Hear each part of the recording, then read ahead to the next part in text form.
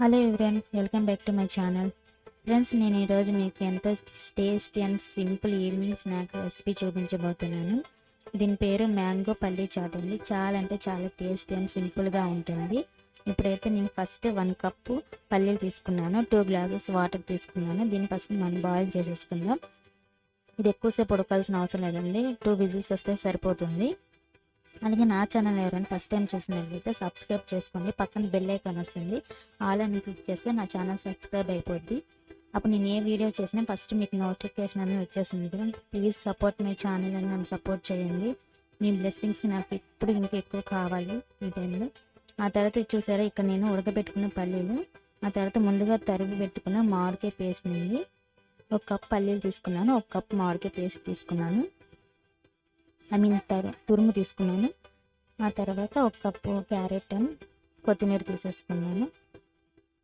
ఇలా మొత్తం వేసేసుకొని ఈ మూడింటిని చక్కగా మిక్స్ చేసేసుకోవాలి.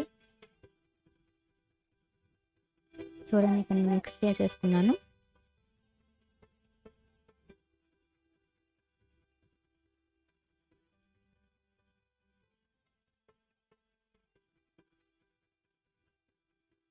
చక్కగా ఇలా మూడింటిని చక్కగా మిక్స్ చేసుకొని చాలా కలర్ఫుల్గా ఉంది కదండి. దీంట్లో ఇప్పుడు కొంచెం సాల్ట్ వేసుకోవాలి. క్వాంటిటీని బట్టి సాల్ట్ ఎప్పుడైనా సాల్ట్ అని వేసుకోవాలండి. ఆ తర్వాత కారం వేసేసుకున్నాను. ఈ మూడింటిని చక్కగా ఈవెన్గా కలిపేసుకోండి.